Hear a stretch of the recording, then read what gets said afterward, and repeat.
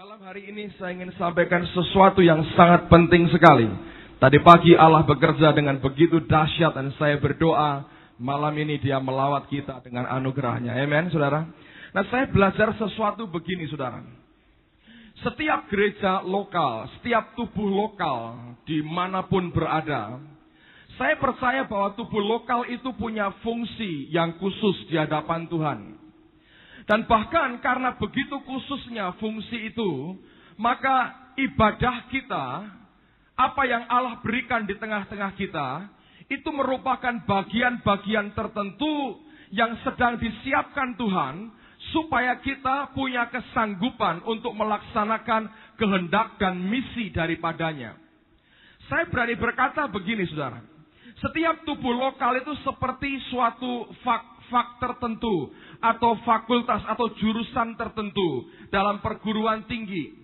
Nah, Allah menciptakan setiap gereja lokal dengan suatu major, mata pelajaran pokok yang tertentu, yang Dia mau itu accomplish atau selesai terjadi di tengah-tengah kita.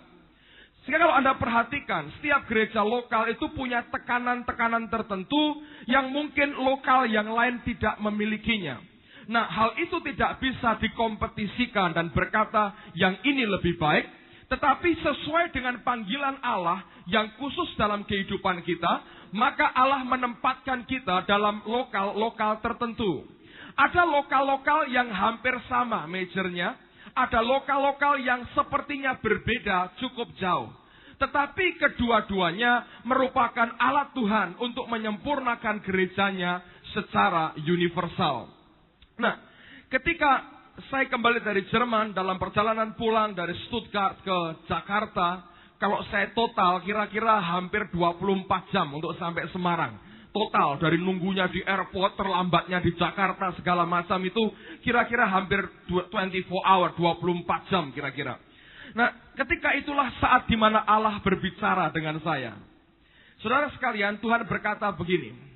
Untuk gereja yang aku berikan kepercayaan kepadamu, sebetulnya ada satu panggilan yang mulia yang aku ingin terjadi dan tergenapi di tengah-tengah kalian, yaitu panggilan seperti seorang Samuel.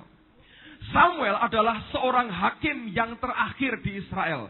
Dia merupakan hakim yang paling penghabisan. Tapi pada zamannya, dia punya otoritas rohani yang begitu kuat untuk mengkoreksi dua orang pimpinan. Yang pertama adalah Imam Eli, yang kedua adalah Raja Saul. Nah, zaman dia juga ada dua orang raja yang dia urapi. Yang pertama adalah Saul dan yang kedua adalah Daud. Begitu luar biasa kekuatan daripada otoritas Allah yang tinggal pada orang yang bernama Samuel ini. Dan Tuhan berkata, dari gereja lokal ini akan lahir orang-orang muda yang dipakai Tuhan, yang diurapi Allah begitu rupa, sebagaimana Allah mengurapi akan Daud, dan orang-orang ini akan menggoncangkan dunia sebelum Dia datang yang kedua. Nah, saya perhatikan, saudara sekalian, dengar baik-baik, saya perhatikan. Bukan karena kebetulan kalau ada orang-orang yang Allah hisapkan ambil bagian dalam tubuh lokal di tempat ini.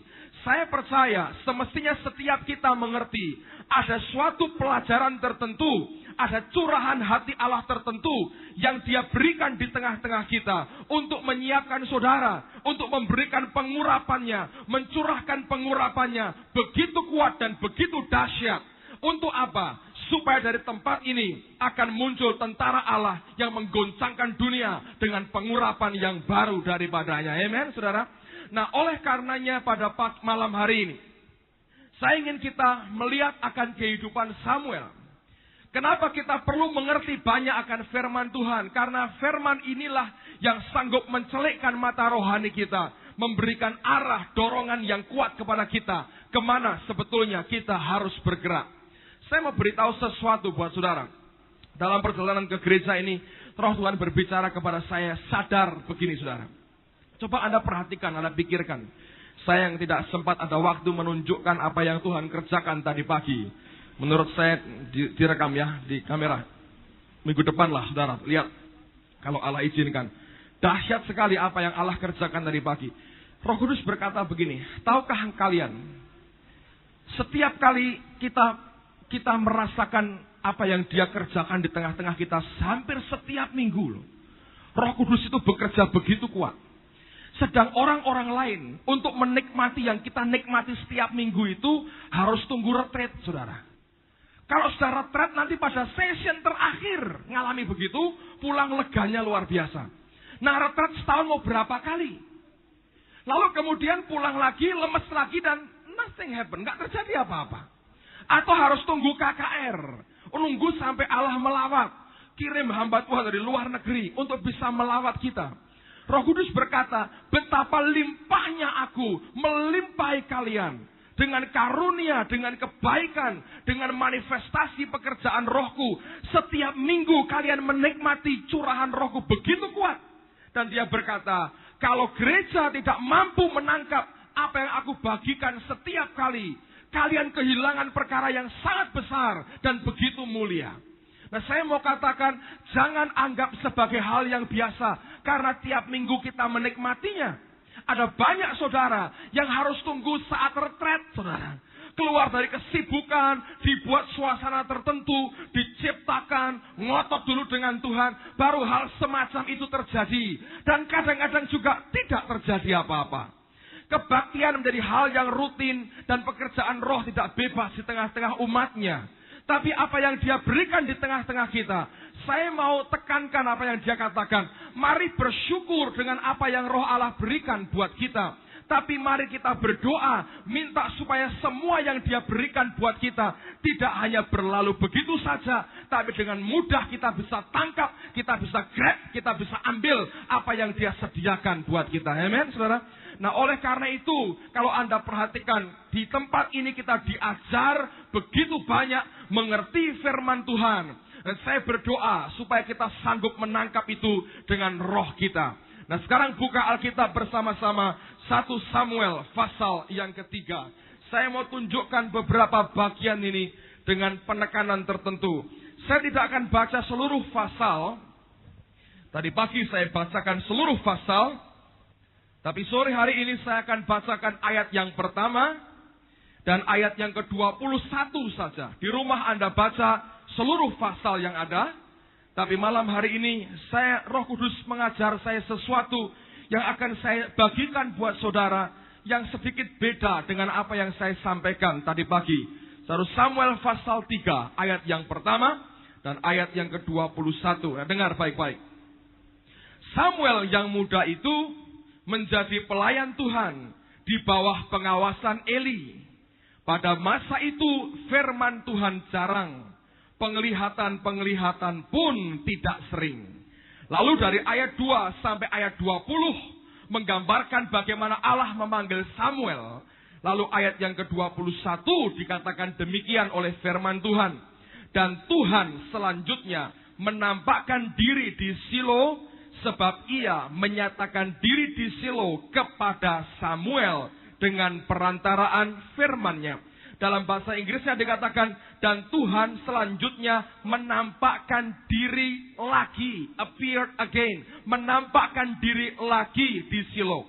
Kata lagi artinya dulu sudah pernah menampakkan diri, tapi kemudian tidak lagi. Lalu ketika Samuel muncul, Alkitab berkata, Tuhan menampakkan diri lagi di Silo.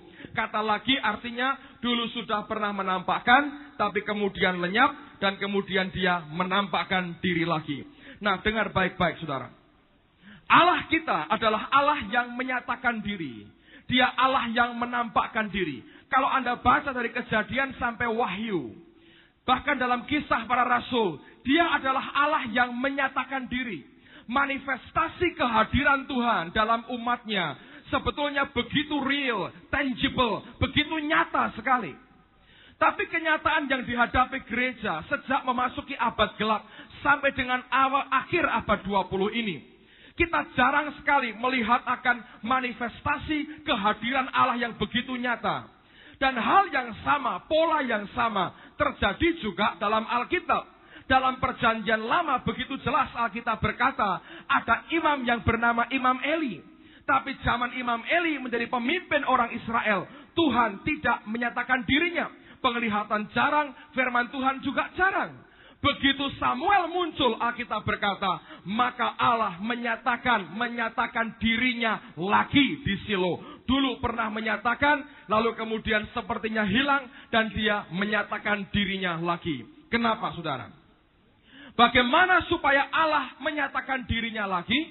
Agar Allah menyatakan dirinya lagi di tengah-tengah umatnya, dia butuh umat yang setia. Dia butuh orang yang bisa dia pakai sebagai sarana untuk menyatakan dirinya. Memang kita melihat Allah seringkali memakai beberapa benda tertentu. Bukankah Allah pernah memakai tongkat Musa untuk membuat banyak mujizat? Bukankah Allah juga pernah menggunakan akan tabut perjanjiannya untuk menyatakan akan kehadirannya? Bukankah dia memakai juga akan 2 loh batu atau tongkat Harun yang berbunga misalnya untuk menyatakan akan dirinya dan kehadirannya. Tetapi tetap Allah tidak pernah bisa hanya memakai benda. Allah mencari manusia, Allah mencari umat, Allah mencari orang yang dia bisa percayai. Dan setiap kali dia menemukan orang yang dia bisa percayai, maka Allah akan menyatakan dirinya. Coba Anda perhatikan dalam sejarah orang Israel.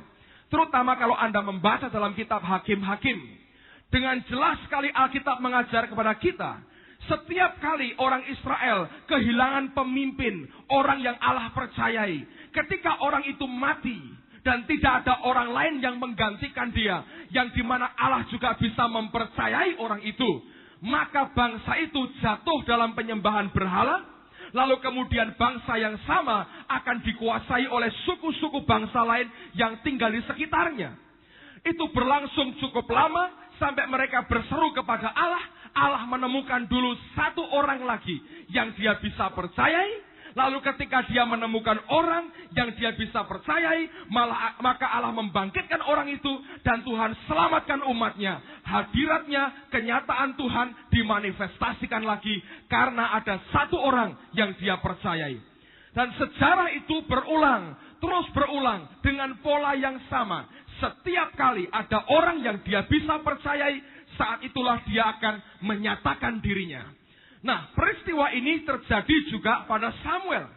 Ketika Eli, Hofni, Pinehas tidak mungkin dipercaya lagi karena dosa mereka, Allah mencari di tengah-tengah orang Israel siapa yang dia bisa percayai, dan Tuhan menemukan Samuel lah orangnya. Ketika Samuel mendengar akan panggilan Allahnya dan dia berkata ya dengan apa yang Tuhan katakan, Alkitab berkata, sejak saat itu Allah menyatakan diri lagi di Shilo. Dia pernah menyatakan dirinya, lalu seakan-akan lenyap. Ketika dia ketemu dengan orang yang dia bisa percayai, maka Allah menyatakan dirinya lagi pada umatnya. Saya mau berkata buat saudara, dibutuhkan hari ini orang-orang yang Allah bisa percayai. Dibutuhkan orang-orang yang Allah bisa taruhkan kepercayaan sepenuhnya pada pundaknya untuk berbicara dan menyatakan akan pernyataan manifestasi kehadiran Tuhan di tengah-tengah umatnya. Allah mencari bukan orang yang hanya sekedar percaya kepadanya, tapi orang-orang yang dia bisa percayai. Untuk mencari orang yang percaya kepadanya, hari ini Allah bisa ketemu dengan banyak orang. Tapi berapa banyak orang-orang yang dia sendiri bisa percayai? Nah, seperti apa orang yang dia bisa percayai? Coba buka pada pasal yang kedua. Ayat yang ke-35. Dari kitab 1 Samuel pasal 2. Ayat yang ke-35. Ini kehendak Allah. Kriteria yang dia tetapkan sendiri. Ketika dia mencari orang yang bisa dia percayai. Alkitab berkata demikian. Dan aku akan mengangkat bagiku seorang imam kepercayaan yang berlaku sesuai dengan hatiku dan jiwaku. Saya ulang lagi. Dengar apa yang Tuhan katakan. Dan aku Tuhan akan mengangkat bagiku seorang imam kepercayaan. Bukan cuma imam, tapi imam kepercayaan yang berlaku sesuai dengan hatiku dan jiwaku. Dalam bahasa Inggrisnya, kalimat ini berbunyi, Tuhan akan mencari seorang imam that shall be a faithful interpreter. Yang akan menjadi seorang penterjemah, interpreter yang setia of my mind and will or spirit. Allah berkata, aku mencari seorang imam yang akan menjadi seorang interpreter, penterjemah dari pikiran dan kehendak atau rohku, dan orang ini adalah orang yang setia. Tahukah Anda bahwa apa yang roh Allah katakan kepada kita perlu diterjemahkan dengan tepat? Seringkali orang Kristen tidak bisa menerjemahkan dengan tepat apa yang Allah katakan kepadanya. Seringkali kita keliru dalam menerjemahkan apa yang sebetulnya Allah mau berikan dan bagikan kepada kita. Ambil contoh Musa misalnya.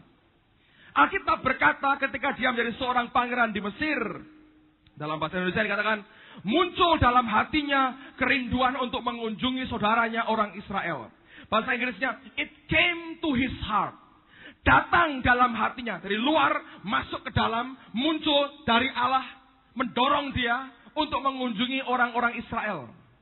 Nah, Allah memberikan beban kepada dia untuk satu kali melepaskan bangsanya keluar dari Mesir. Karena Musa salah menginterpretasikan apa yang Tuhan berikan kepadanya. Akibatnya dia pikir Allah memberikan beban buat aku untuk melepaskan bangsaku, maka melepaskan bangsa Israel sama dengan aku mesti perangi orang Mesir. Karena kesalahan menginterpretasikan perintah Tuhan itulah, maka dia membunuh akan orang Mesir. Nah, harga yang dia mesti bayar adalah dia harus 40 tahun di padang belantara oleh karena kesalahan yang dia buat. Itulah sebabnya Allah berkata, aku mencari seorang imam yang sekaligus adalah seorang interpreter yang bisa menerjemahkan apa yang menjadi pikiran dan kehendak daripada rohku sendiri. Dan Tuhan berkata, aku menemukan Samuel. Orang ini bisa menerjemahkan, menginterpretasikan pikiran dan kehendakku yang aku akan curahkan lewat akan kehidupannya.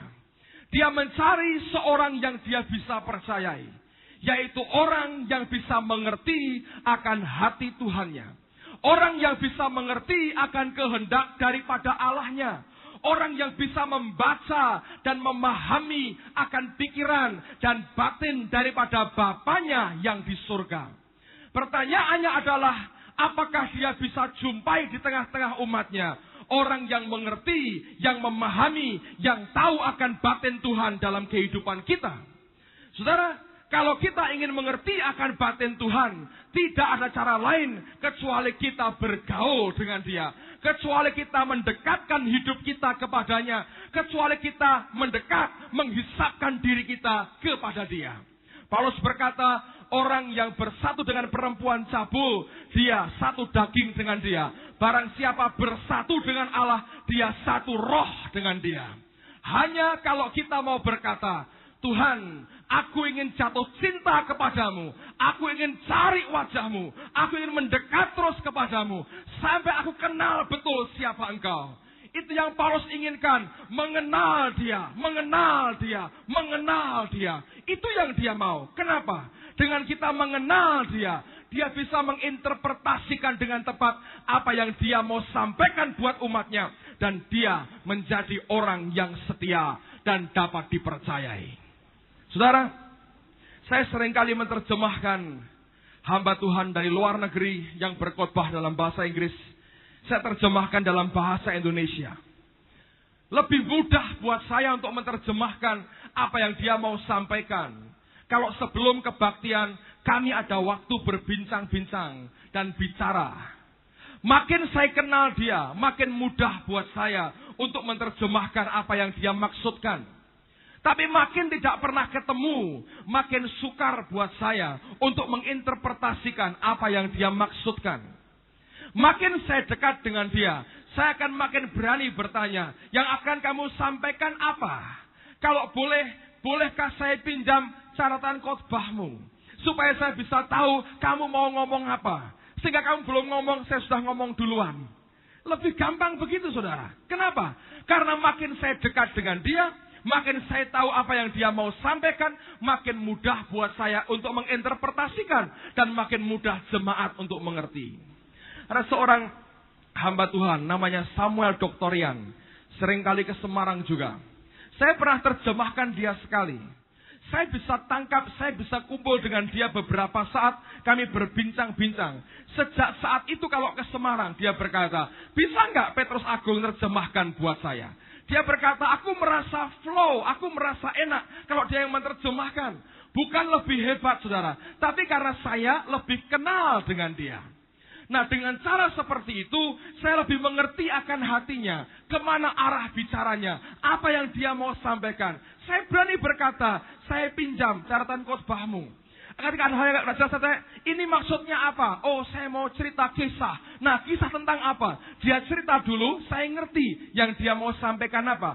Supaya tidak keliru dalam menginterpretasikan. Makin mudah saya menolong dia, menginterpretasikan apa yang dia mau sampaikan. Makin dia percaya kepada saya, makin dia beri saya kesempatan banyak untuk membantu dia. Itu kalau manusia. Nah, bagaimana dengan Tuhan, saudara? Allah kita adalah Allah yang berbicara. Allah yang akan menyatakan dirinya kepada umat manusia. Dia cari orang yang bisa menginterpretasikan apa yang dikandung dalam hatinya sendiri. Dan dia cari pada hari ini orang yang berani berkata, ya Tuhan, aku akan berani menginterpretasikan apa yang Engkau ingin sampaikan buat umatmu. Ada dua kualifikasi menurut saya yang perlu kita perhatikan kalau kita ingin menjadi seorang penterjemah dari maksud Tuhan dan pernyataan Allah di muka bumi ini. Yang pertama, orang itu menurut saya adalah orang yang taat. Dia juga orang yang setia. Tapi ingat, dia juga orang yang berani. Kenapa dibutuhkan keberanian, saudara? Karena keberanian ini bukan sekedar keberanian berbicara. Tapi yang paling penting adalah keberanian untuk membayar harganya. Nah, dengar saya. Manusia ada 3. Roh, jiwa, dan tubuh. Alkitab berkata, Roh Kudus itu tinggal pada roh kita. Menguatkan, strengthen our inner man. Menguatkan manusia batiniah kita, yaitu manusia roh kita. Tapi roh kita ini untuk bergerak harus pakai pakaian. Pakaiannya adalah pikiran, perasaan, dan kehendak kita sebagai manusia.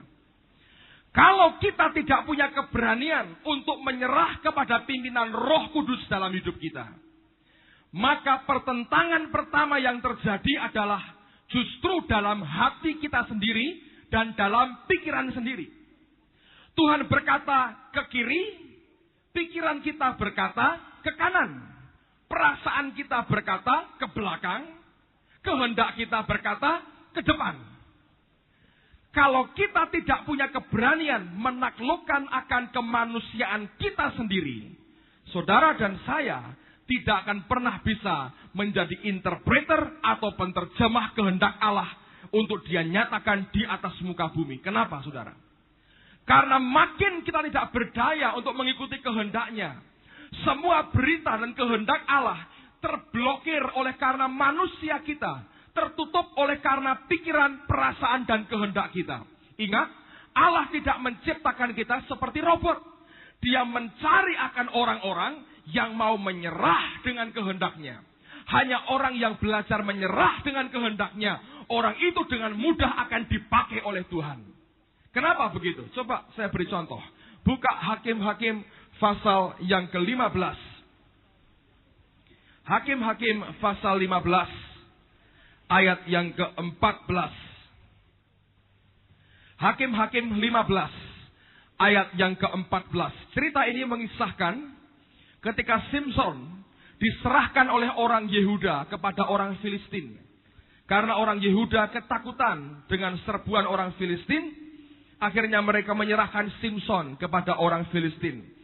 Lalu perhatikan pada ayat yang ke-14 dari Hakim-Hakim pasal yang ke-15 ini. Hakim-Hakim pasal 15 ayat yang ke-14. Alkitab berkata demikian. Setelah ia sampai ke Lehi, Dan orang-orang Filistin mendatangi dia dengan bersorak-sorak. Maka berkuasalah roh Tuhan atas dia. Dan tali-tali pada tangannya menjadi seperti batang rami yang telah habis dimakan api. Dan segala pengikatnya hancur tanggal dari tangannya. Dengar baik-baik. Dalam bahasa Inggrisnya, kata berkuasalah roh Tuhan digunakan istilah came rushing upon him. Datang dengan cepat, dengan kuat sekali, mendadak rushing di atas dia. Samson dalam keadaan terikat. Pada waktu itu istrinya dibunuh oleh orang Filistin, dia balas dendam. Lalu orang Filistin menyerbu orang-orang Yehuda. Mereka tanya begini, kenapa kau menyerbu kami? Kalian mau tangkap Samson? Baik, saya berikan Samson kepadamu, tapi jangan serang kami. Mereka berkhianat, Samson ditangkap. Lalu Samson berkata begini, baik, ikat aku, kuat-kuat. Tapi jangan sampai kamu yang menyerang aku. Tidak, kami tidak akan menyerang engkau. Tapi kami akan serahkan engkau kepada orang Filistin. Dia diikat dengan tali baru yang masih kuat. Ketika diikat begitu erat, dibawa kepada orang Filistin.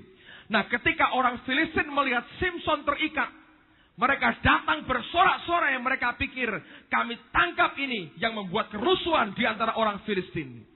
Di saat itu, tidak pernah Alkitab berkata, Samson akan tahu apa yang terjadi. Tapi tiba-tiba Alkitab berkata, Roh Kudus came rushing upon him. Dengan mendadak, sontak, dia datang menguasai dia. Alkitab berkata, dia putuskan tali itu dan hancur, saudara. Ketika roh Allah mendadak menguasai dia, jiwanya, pikiran, perasaan, kehendaknya bereaksi secara baik terhadap kehendak roh. Tidak menentang dan berkata, masa dari Tuhan. Mana bisa putus, mana bisa aku menang. Ketika kekuatan Allah itu mendadak masuk menguasai dia, pikiran, perasaan, dan kehendaknya setuju dengan apa yang roh kerjakan. Dia putuskan tali itu dan dia bantai orang-orang Filistin. Alkitab berkata dia ambil rahang keledai dan dia bunuh 1000 orang Filistin pada waktu itu. Ketika roh Allah menguasai akan dirinya. Saudara dengar baik-baik. Ini yang Allah cari. Orang-orang percaya yang ketika roh Allah menguasai hidupnya. Pikiran, perasaan, kehendaknya berkata ya dengan apa yang roh Allah beri. Tapi seringkali ketika roh Allah bekerja, pikiran, perasaan, kehendak kita menentang akan apa yang dia mau. Itulah sebab Yesus berkata, roh memang penurut, tapi daging lemah. Tidak punya kekuatan untuk mengikuti apa yang roh Allah inginkan. Saudara, kalau kita tidak punya keberanian untuk bayar harganya, saya berkata forget it. Lupakan semua kerinduanmu dipakai oleh Tuhan. Allah hanya dengan sangat terbatas bisa memakai kehidupan kita. Dia cari orang yang pikiran, perasaan, dan kehendaknya sehati, setuju dengan apa yang rohnya kerjakan dalam kehidupannya. Di Jerman, saudara, saya mengalami peristiwa ini. Sejak hari pertama KKR berlangsung, saya tidak memungkiri memang hadirat Allahnya begitu luar biasa. Seperti mencengkeram hati mereka. Sampai panitia memberikan sambutan, itu sudah mencengkeram batin mereka. Bukan khotbah, hanya sambutan. Setiap kali ada orang memberikan komentar, seperti ada sesuatu yang mencengkeram batin mereka. Tapi jujur saya perhatikan begini, teman-teman itu masih belum bisa worship, belum bisa nyembah dengan benar. Setiap kali nyembah itu begini, naik kira-kira 2-3 detik lalu hilang. Kadang-kadang jengkel, saudara. Tapi saya belajar untuk mengerti, bukankah setiap orang punya kemampuan untuk menangkap akan pekerjaan roh berbeda. Lalu saya tunggu, saya berdoa. Oleh karena itu setiap kali diajak menyembah tidak pernah bisa dan tidak pernah bisa. Sampai menjelang hari terakhir, pagi-pagi saya berdoa di kamar saya.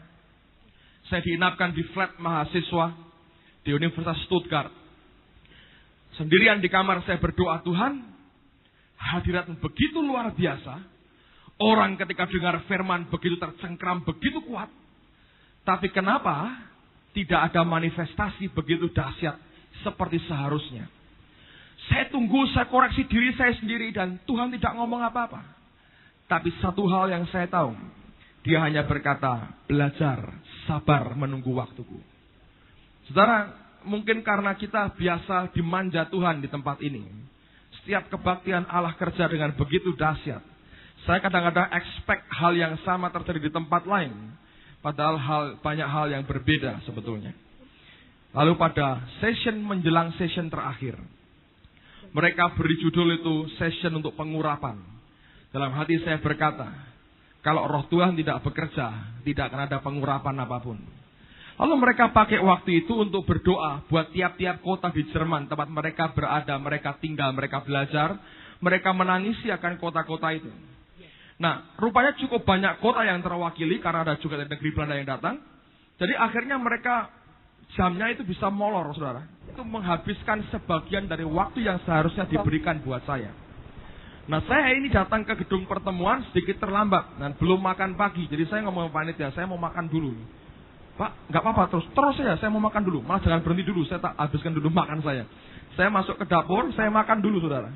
Saya makan dulu sambil berdoa. Ini apa yang Tuhan mau? Saya tunggu, nggak terjadi apa-apa. Saya balik lagi.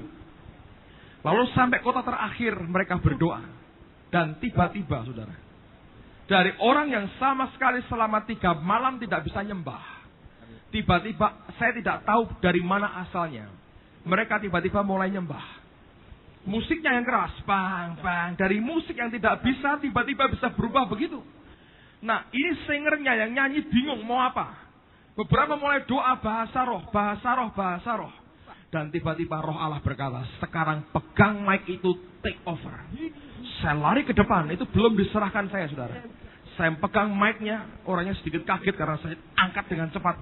Dan saya ajak mereka menyembah. Dan waktu kami menyembah Tuhan sama-sama, tiba-tiba dia turun, dia melanda. Beberapa orang mulai jatuh di depan saya. Roh Kudus berkata, sekarang saatnya. Dan dia melawat dengan begitu dahsyat. Jebol, saudara, hari ini. Saya mau katakan buat saudara, kalau kita sungkan-sungkan dengan diri sendiri, nggak enak, nggak dipersilahkan. Ini kan orang dari jauh, kan mereka lagi berdoa, begini. Bisa nggak kita kalahkan akan perasaan kita sendiri, pikiran kita dan kehendak kita? Seringkali dia bekerja persis seperti Simpson. Dia datang dengan begitu cepat dan menguasai Simpson. Ketika pikiran, perasaan dan kehendaknya setuju, dia patahkan tali itu dan dia bunuh 1000 orang Filistin pada hari itu. Saudara, saya mau beritahu saudara, dia cari orang yang bisa menginterpretasikan apa yang dia inginkan secara tepat dalam kehidupan kita. Dicari generasi dari gereja Tuhan yang berani berkata, aku tundukkan pikiran, perasaan dan kehendakku pada kehendak Roh Allah dalam hidupku. Dan kalau Anda bisa berkata begitu, saya mau beritahu, engkau akan dipakai Allah dengan dahsyat sekali. Ada banyak orang berkata begini, Pak, untuk hamba Tuhan mungkin perlu. Buat saya apakah bisa? Dengar baik-baik. Dalam Kisah Rasul, ketika orang-orang Yunani mulai komplain, mulai mengeluh tentang pembagian jatah makanan. Bukan dengar khotbah, jatah makanan, saudara. Pada waktu itu para rasul rupanya mencoba membantu, membagikan makanan secara adil. Tapi rupanya bukan itu yang Allah mau. Dan mereka berkata begini, bagian kami adalah pelayanan firman dan doa. Pilihlah 7 orang di antara kamu yang terkenal baik, penuh roh dan penuh hikmat. Supaya kami doakan dan mereka yang melayani meja membagikan makanan buat para janda dan orang-orang miskin. Itu bukan pelayanan mimbar, saudara. Yang dikerjakan itu membagi makanan untuk orang-orang miskin. Di antaranya adalah Stefanus dan Filipus. Tahukah Anda, 2 orang ini Alkitab menulis dalam kitab yang sama, dipakai Allah untuk melakukan banyak perkara mujizat dan menggoncangkan Yerusalem. Sampai Stefanus harus mati di rajam batu, tapi dia melihat Allahnya ada di atas sana. Amen. Dan wajahnya seperti malaikat. Saya mau beritahu saudara, kuasa Tuhan, kepercayaan Allah ini bukan untuk pendeta, bukan untuk hamba Tuhan, tapi buat setiap orang yang berkata, Tuhan, aku mau menjadi penterjemah yang setia, yang mengerti akan hatimu, yang mentaati, menundukkan juga pikiran, perasaan kehendakku di bawah kekuatan dan kuasa daripada Allah sendiri. Yang kedua dan yang terakhir, Saudara perhatikan dalam Ibrani pasal yang keempat, ayat yang ke-12. Kalau saudara ingin menjadi seorang penterjemah kehendak Allah yang setia, lihat akan bagian firman ini. Ibrani 4 ayat 12. Ibrani 4 ayat yang ke-12. Sebab firman Allah hidup dan kuat dan lebih tajam daripada pedang bermata dua manapun. Ia menusuk amat dalam sampai memisahkan jiwa dan roh, sendi-sendi dan sumsum. Ia sanggup membedakan pertimbangan dan pikiran hati kita. Alkitab berkata, firman Allah seperti pedang bermata dua, lebih tajam daripada itu, sanggup membedakan, memisahkan jiwa dan roh. Nah, dengar baik-baik. Seringkali kita tidak bisa menginterpretasikan, menyatakan kehendak Allah dalam kehidupan manusia. Kenapa? Karena tercampur dengan pikiran, perasaan, dan kehendak kita sendiri. Untuk bisa membuat perbedaan, apakah ini kehendak rohku atau kehendak jiwaku. Saudara harus mengenal, Anda dan saya harus makan yang namanya firman Tuhan secara cukup. Tanpa engkau mengerti firman Tuhan, akan terjadi kekacauan. Kehendak manusiawimu bisa engkau anggap sebagai kehendak Allah. Dan kehendak Allah bisa engkau anggap sebagai kehendak manusiawi kita. Pada saat terjadi kekacauan seperti itu, lama-kelamaan kepercayaan Allah akan makin hilang dalam kehidupan kita. Saudara, dibutuhkan untuk mengerti betul apa yang merupakan kehendak jiwa kita dan apa yang merupakan kehendak roh dalam kehidupan kita. Oleh karenanya perlu dicari orang-orang Kristen yang haus dan lapar akan firman. Setiap hari yang dibaca itu firman, dia makan dalam hidupnya. Aku ingin tahu karakternya, aku ingin tahu kehendaknya. Dia nikmati terus firman dalam hidupnya. Dan tidak pernah puas dengan apa yang ada. Dia cari, dia kejar, dan dia kejar. Ada beberapa saudara yang berkata kepada saya begini. Pak, saya ini bukan jemaat di tempat ini. Lebih dari satu orang yang ngomong dengan saya. Tapi saya ini kepingin kemari karena saya kurang kenyang kalau kebaktian. Saya berkata itu tanda sehat, saudara. Kalau Anda yang terima firman Tuhan 10 menit dan engkau merasa sudah kenyang dan mau muntah, engkau sedang sakit. Orang sakit tidak doyan makan, ngerti? Orang yang sehat dia makannya banyak. Di Jerman, saudara, anak-anak kalau road trip, kalau makan segini, banyaknya luar biasa. Segini. Tanduk lagi. Dulu pertama kali saya melihat, makan kok kayak gini.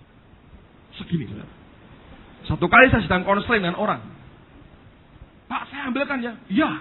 Lupa memberitahu jangan terlalu banyak. Mereka ambilkan juga segini. Pertama saya pikir, waduh celaka saya. Ketika saya makan, habis juga rupanya, saudara. Sama rakusnya ternyata. Tapi itu tanda bahwa saya sehat. Saya kerja keras, saya khotbah 7 session. Tiap hari khotbah. Perlu makan banyak, saudara. Kalau tidak pulang tambah kurus. Dan mereka berkata kami tidak mau bapak kurus di sini. Takut nanti istrinya marah, tidak dikasih izin lagi ke Stuttgart katanya. Tapi saya mau katakan buat saudara, orang yang sehat, dia bisa makan dengan lahap. Dan tidak hanya sekali. Pagi makan, siang makan, malam makan. Besoknya makan lagi, makan lagi, makan lagi. Tidak pernah kita berhenti makan. Bukan karena rakus, tapi kebutuhan kita, saudara. Tiap hari makan. Nah, kalau dengan firman Tuhan kita berkata, seminggu 2 kali saja, engkau sedang sakit. Kalau sebulan sekali, itu di ICU namanya, saudara. Ngerti? Makin sehat hidup kita, makin kita cari Allah segenap hati, makin kita minta dari Dia makanan rohani daripadanya. Itu aja barometernya. Simple. Apakah kita sungguh cari kehendak Dia? Begitu engkau ngerti akan firman-Nya, engkau tahu karakternya, engkau bisa membedakan ini kehendak rohku atau kehendak jiwaku. Ini kemauan Allah atau kemauanku. Ini perasaan Tuhan atau perasaanku. Ini pikiran Allah atau pikiranku sendiri. Hanya orang-orang Kristen yang sungguh mengerti akan firman-Nya, dia tidak akan salah dan tidak akan campur dalam hidupnya antara roh dan jiwanya. Sekali lagi, dia cari orang-orang faithful interpreter yang bisa mengerti, menerjemahkan dengan tepat apa yang menjadi pikiran dan kehendak daripada Tuhannya. Bisakah dia temukan di tengah-tengah kita orang-orang yang seperti itu? Saya berdoa akan muncul orang-orang yang berkata, ya Tuhan, jadikan aku penerjemah kehendak-Mu, untuk aku bisa menyatakan akan kehendak-Ku dengan kuat di tengah-tengah umat-Mu. Saya berdoa akan lahir Daud-Daud yang perkasa, yang membunuh Goliat, giant killer di tengah-tengah kita. Amen, saudara. Mari kita berdiri bersama-sama. Haleluya. Haleluya. Sembayang, saudara. Doa. Dengar saya, saudara. Dengar baik-baik. Ada hal yang aneh sekali yang saya rasakan dalam beberapa minggu terakhir ini. Tepatnya sebulan terakhir ini. Setiap kali, saudara, saya sering kali malah bicara sama istri saya. Kadang-kadang saya nggak bisa tidur. Kalau mau tidur siang itu tiba-tiba terbangun, terjaga terus. Saya berkata begini, rohku ini begitu terbakar dengan Tuhan. Saya merasa kadang-kadang tubuh saya ini 3-4 kali lebih gede dari apa yang hari ini ada, saudara. Saya berkata, bagaimana orang bisa loyo dengan Tuhan? Mau tidur aja saya berkata, saya kalau suruh khotbah hari ini saya bisa teriak 1 jam dengan kuat. Dan sepertinya saya berkata, mana setanmu? Banyak orang Kristen ketemu setan. Wah, ada setan, minggir katanya, saudara. I don't know, saya rasakan begitu. Bebas sekali roh saya. Gak ada belenggu-belenggu yang ngikat sampai harus tertekan. Saya heran. Yang namanya persoalan, yang namanya kesulitan, yang namanya tantangan, saudara, semua kita menghadapi. Jangan pikir hamba Tuhan enak. Wah, enak Pak ya, jalan-jalan. Bukan, saudara. Kalau Anda ngerti yang sebenarnya, orang berkata itu benar sekali. Orang itu sawang sinawang, saudara. Ngelihat ini kok enak ya, tambah gemuk, tambah segar. Saya kok tambah habis-habisan. Orang itu sawang sinawang, betul. Setiap orang berkata, problemku paling besar, neraka dunia itu tetangga saya, saudara. Kalau nggak mau dirubah tetangganya, dekat dengan persoalan. Tapi saya mau beritahu, saudara, kalau rohmu itu merdeka, rohmu itu kuat, pikiran, perasaan, kehendakmu ditundukkan pada kehendak rohmu, itu akan makin kuat. Saudara akan bisa merasakannya, betapa besar roh yang di dalam kita. Sampai kau berani berkata yang di dalamku lebih besar dari yang di luar. Mestinya begitu anak-anak Tuhan. Saya mau doa nih buat saudara malam hari ini. Saya mau doa, saudara, supaya power yang sama, supaya otoritas yang sama dimiliki pada malam hari ini. Keluar dari giant killer semua. Amen, saudara. Tempat ini tempat di mana Daud diurapi. Anda keluar harus bunuh penggal Goliat 1, saudara. Kalau bukan, belum Daud namanya. Tidak cukup hanya hancurkan kepala singa dan kepala beruang. Sebelum kau bisa penggal kepala 1 Goliat, belum sah dari Daud. Saya berdoa. Biar pengurapannya turun di tengah-tengah kita. Saya ingin semua orang melihat kita, keberanian kita, pengurapan pada kita berkata, ini karena mereka kumpul dengan Yesus.